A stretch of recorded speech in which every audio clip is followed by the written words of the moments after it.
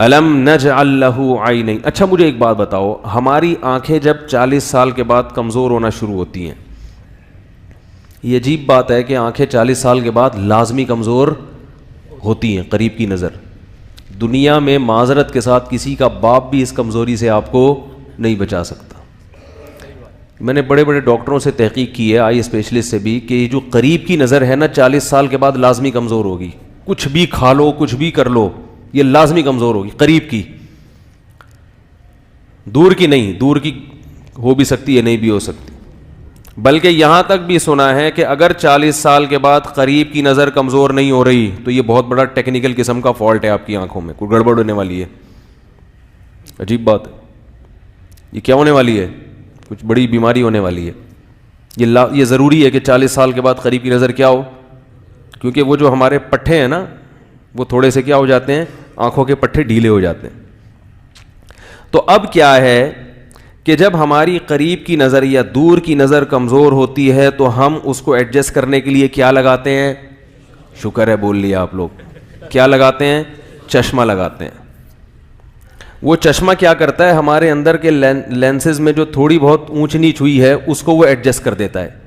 آنکھ نہیں بناتا وہ جو روشنی کی لہریں آ کے جس زاویے سے ٹکراتی ہیں نا, جس اینگل سے, وہ اینگل ٹیڑھا میڑھا ہو جاتا ہے تو اس اینگل کو وہ لینس کیا کر دیتا ہے؟ صحیح کر دیتا ہے. کیا وہ لینس جو صرف اس اینگل کو درست کرنے میں استعمال ہو رہا ہے, کیا آج تک اربوں کھربوں سال کے بعد ایسا ایک لینس بھی خود بخود پیدا ہوا ہے؟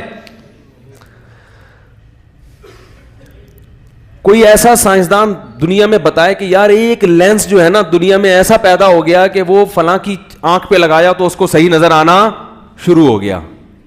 وہ لینس بھی کروڑوں اربوں سال میں آج تک خود بخود اتفاق سے وجود میں نہیں آیا. وہ بھی بڑی محنت کے بعد انسان کو بنانا پڑتا ہے. ایک وہ لینس جو آپ کے اندر کے لینس کی کو تھوڑا سا ایڈجسٹ کرنے کے کام آ رہا ہے وہ خود نہیں بن سکتا. تو جو اوریجنل لینس ہے جس نے 40 سال آپ کا ساتھ دیا اور ماں کے پیٹ میں جو بنا ہے, روٹی پانی چینی شہد اور گڑ اور کھجورے کھا کے, وہ خود بخود کیسے وجود میں آ گیا بھائی؟ اسی لیے قرآن کی آیت بار بار فَإِنَّهَا لَا تَعْمَى الْأَبْصَارُ, دیکھو انہا میں ہا ضمیر شان ہے. عرب میں نا بعض دفعہ ایک ضمیر ایسی ہوتی ہے جس کا کوئی مرجع نہیں ہوتا. جیسے ہم کہتے ہیں ہی از کمنگ, تو آپ پوچھیں گے ہی سے کون مراد ہے, اس کا مرجع کیا؟ آپ بولیں گے وسیم بھائی, ستار بھائی یا سلطان بھائی, کچھ بھی بول سکتے ہیں آپ. شی کا لفظ بولیں گے تو اس کا پیچھے کوئی تذکرہ ہو رہا ہوگا. قرآن میں بعض دفعہ ہی یا شی کا لفظ استعمال ہوتا ہے مگر پیچھے کوئی شخصیت گزری بھی نہیں ہوتی.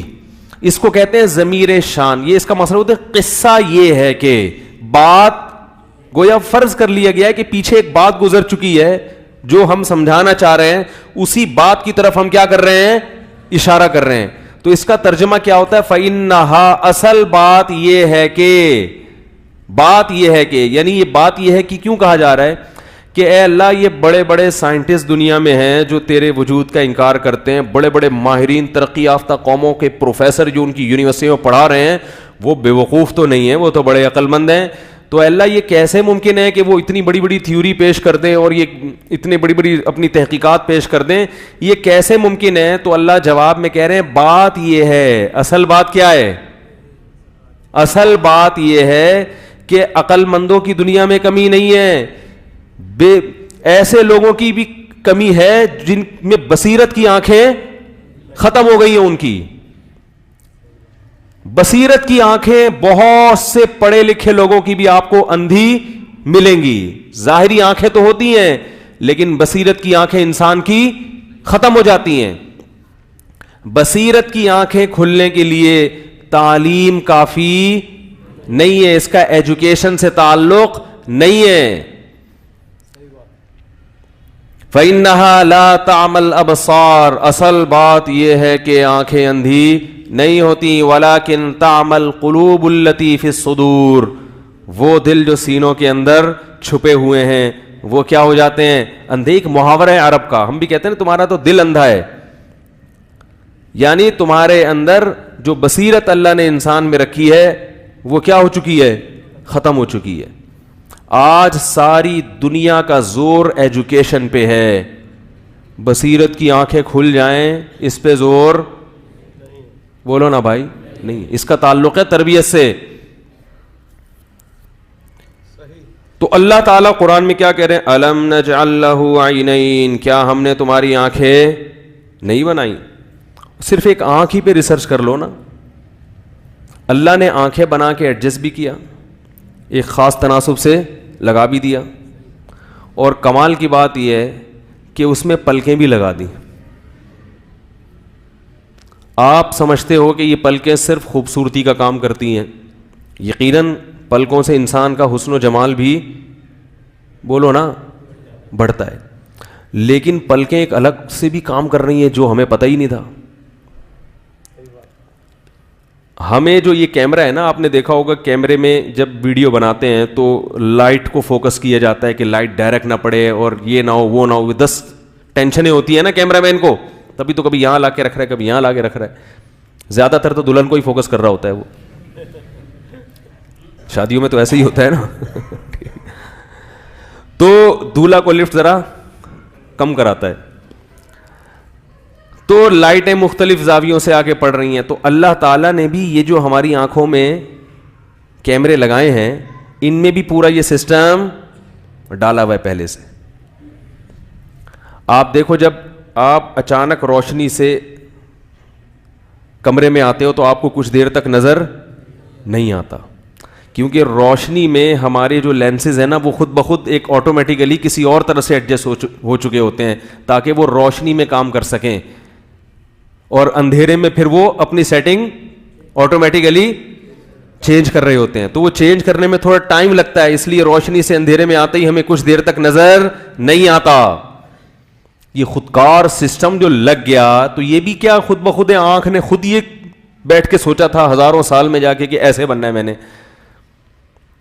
اور پھر یہ جو ہماری پلکوں کا رنگ ہے بلیک, یہ پلکیں ایک تو خوبصورتی کے لیے اللہ نے لگائی ہیں, دوسرا ان پلکوں کا کام کیا ہے کہ باہر سے آنے والی روشنی کو جذب کرنا تاکہ یہ روشنی ڈائریکٹ آنکھوں میں نہ جائے. یہی وجہ ہے کہ جن کی پلکیں سفید ہو جاتی ہیں وہ زیادہ دیر آنکھ کھول کے نہیں رکھتے. آپ نے دیکھا ہوگا جو سفید پلکوں والے ہیں نا بار بار پلک جھپکتے رہتے ہیں وہ. کیا خیال ہے بھائی؟ پھر ہماری آنکھ کو ضرورت ہے تر رہنے کی. آنکھ کو کس چیز کی ضرورت ہے؟ اس میں تراوٹ باقی رہے. تو اس کے لیے یہ جو اوپر پپوٹے ہیں ہماری آنکھوں کے پلکیں ہیں, یہ ہم آٹومیٹیکلی خود بخود اوپر نیچے بولو نا کرتے رہتے ہیں. اس سے آنکھ کیا رہتی ہے؟ گیلی رہتی ہے.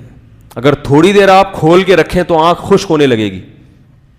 ایک بحری جہاز کا مالک تھا, کپتان نہیں مالک, اس کو یہ بیماری ہوئی کہ اس کی یہ جو آنکھوں کے جو یہ پٹھے ہیں نا یہ ڈیمیج ہو گئے تھے, جس کا نقصان یہ ہوتا تھا کہ وہ آنکھیں نیچے گرتی تو وہ پلکیں اوپر نہیں اٹھا سکتا تھا,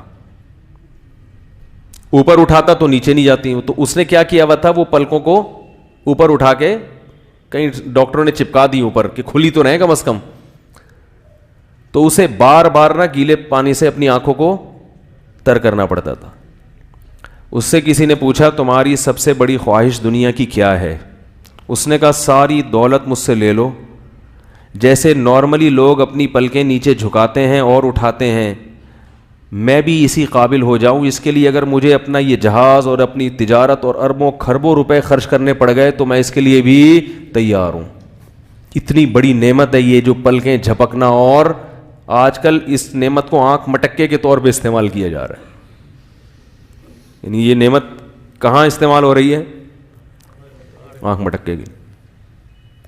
کیسے ہم لاشعوری طور پر پلکیں جھکا رہے ہیں اٹھا رہے ہیں, پتہ بھی نہیں چلتا. جیسے ہی آنکھوں میں خشکی پیدا ہونے لگتی ہے پلک خود بخود نیچے ہو جاتی, پھر خود بخود اوپر, خود بخود نیچے. کیسے سسٹم اللہ نے بنا دیا ہے. ہمارے پڑوس میں ایک صاحب رہا کرتے تھے, اگر زندہ ہیں تو اللہ ان کی عمر میں برکت دے, اگر انتقال کر گئے تو اللہ ان کی مغفرت کرے. بوڑھے آدمی تھے, انہیں ایک بیماری ہو گئی کہ ان کی یہ آنکھ بند ہو گئی, ایسے یہ پلک جو ہے نا نیچے آ کے گر گئی.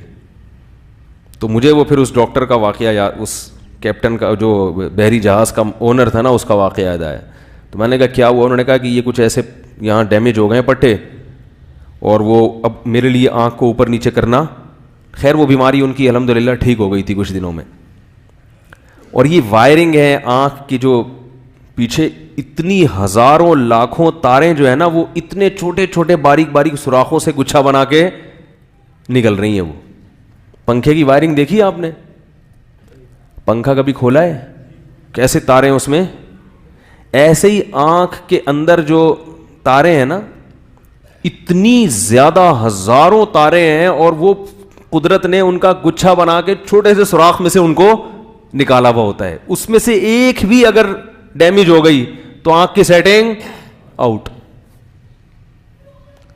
تو اللہ قرآن میں کہہ رہے ہیں الم نجعل لہ عینین, کیا ہم نے تمہاری دونوں آنکھیں نہیں بنائی؟ اللہ یہ بھی کہہ سکتے تھے نا آنکھ نہیں بنائی, اللہ نے دونوں کا ذکر کیا الگ سے, یہ بتانے کے لیے کہ یہ دونوں میں جو قدرت کی شاہکاریاں ہیں وہ صرف اکلوتی آنکھ میں نہیں ہیں. ولسانا, اور ہم نے کیا زبان نہیں بنائی؟ یہ زبان خود اللہ کی عجیب قدرت ہے.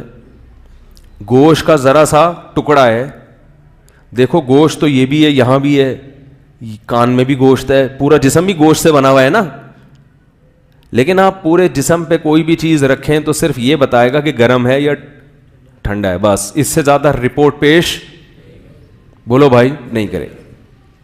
اگر آپ کوئی کھانے پینے کی چیز لے جائیں ڈاکٹر کے پاس کہ اس کے بارے میں بتاؤ کہ یہ کھٹی ہوگی یا میٹھی ہوگی یا ترش ہوگی, تو وہ لیبارٹری میں کہے گا بھائی 24 گھنٹے بعد رپورٹ ملے گی کہ اس میں کیا کیا ہے, نمک کتنا ہے, املی کتنی ہے, کیا خیال ہے, یہی بتائے گا نا بھائی. لیبارٹری میں 24 گھنٹے لگیں گے, ارجنٹ چاہیے تو اضافی چارجز ہوں گے اس کے, وہ پھر بتائے گی اس میں نمک کتنا ہے, فلانی چیز کتنی ہے. زبان پہ آپ نے رکھی اور زبان نے فوراً رپورٹ پیش کر کے آپ کو بتا دی, پڑھنے کی بھی ضرورت نہیں ہے, دماغ کو ڈائریکٹ اطلاع دے دے گی وہ, بھائی کھٹا ہے, میٹھا ہے, ترش ہے, کیا ہے یہ. کیسے عجیب اللہ نے, گوشت ہے, کاٹ کے دیکھو, قیمہ بنا دو, کچھ بھی نہیں نکلے گا اندر سے, کچھ بھی نہیں نکلے گا, جتنا مرضی کاٹتے چلے جاؤ گے کوئی اندر مشین دریافت نہیں ہوگی, کچھ بھی نہیں ہے, بس یہ لینگویج ہے, پکا کے کھا لو. ٹھیک ہے, لینگویج ہے پکا کے, اور اس سے زیادہ کوئی اوقات نہیں ہے. لیکن عجیب سسٹم اللہ نے لگا دیا کہ کچھ ٹپکاؤ زبان پہ, فوراً رپورٹ پیش کر کے کہاں کس کو بتائے گی, دماغ کو رپورٹ پیش کر دے گی. یہ ہے جی, یہ ہے. لیکن زبان یہ نہیں بتائے گی کہ اس کی خوشبو کیسی ہے اور اس کی بدبو کیسی ہے. وہ کون بتائے گا؟ ناک. ٹھیک ہے نا, ذرا سا قریب لے کے آؤ, فوراً رپورٹ پیش ہو جائے گی کہ اوریجنل عود ہے یا 2 نمبر ہے. ایسا ہی ہوتا ہے نا, کیونکہ 2 نمبر عود بہت بک رہی ہے آج کل مارکیٹ میں, تو فوراً پیش کرے گی بدبو ہے. کان کیا کر رہے ہیں, اتنا حساس پردہ کان پہ لگا ہوا ہے کہ آپ یہ سسٹم دیکھو کہ جب ہم بات کرتے ہیں تو لہریں نکلتی ہیں نا, ایسے ایسے کر کے جا رہی ہوتی ہیں, یوں یوں یوں یوں کر کے جا رہی ہوتی ہیں. جتنی خوبصورت آواز ہوگی ان لہروں میں اتنا زیادہ اسی حساب سے جیسے بھدی آواز ہوگی یوں یوں کر کے جا رہی ہوں گی, جیسے کرنٹ نہیں چھوڑ دیا کسی نے. تو یہ لہریں جا کے ٹکراتی ہیں کہاں؟ کان پہ. کان ان لہروں کو پڑھتا ہے. کان کیا کرتا ہے؟ ان لہروں کو پڑھتا ہے اور ایک الگ قسم کی لہروں میں تبدیل کر دیتا ہے اس کو, یعنی اس کو چینج کر دیتا ہے. یہ جو آج کل ہم فون استعمال کر رہے ہیں نا, جو یہاں سے امریکہ کی باتیں, یہ وہی لہریں ہیں جو ریڈیائی لہروں میں تبدیل ہو کے پوری دنیا میں جا رہی ہیں. تو کان بھی یہ عمل کرتا ہے, ان لہروں کو چینج کر کے دماغ کو رپورٹ پیش کرتا ہے کہ کیا ہے یہ یعنی یہ کس قسم کی آواز نکل رہی ہے, کتنی جلدی جلدی یہ کام ہو رہا ہے. کوئی انگلش بول رہا ہے, کوئی پشتو بول رہا ہے, کوئی پنجابی بول رہا ہے, کوئی اردو بول رہا ہے, کوئی گانا گا رہا ہے, کوئی تلاوت کر رہا ہے, کوئی نعت پڑھ رہا ہے, کوئی اونچی آواز سے, کوئی نیچی آواز سے. ساری رپورٹیں سیکنڈوں کے اندر ادھر بات ہو رہی ہے اور ادھر رپورٹیں پیش ہو رہی ہیں دماغ. لیکن کان کو چیر پھاڑ کے دیکھو تو اندر کوئی پیچیدہ مشینیں آپ کو نظر نہیں آئیں گی, ایک معمولی سی کیا ہوگی, جھلی. اتنا باریک پردہ کہ اگر کان میں کوئی حادثہ ہو تو سب سے پہلے وہ پردہ ڈیمیج ہوتا ہے. اتنا باریک پردہ لگا دیا اللہ نے.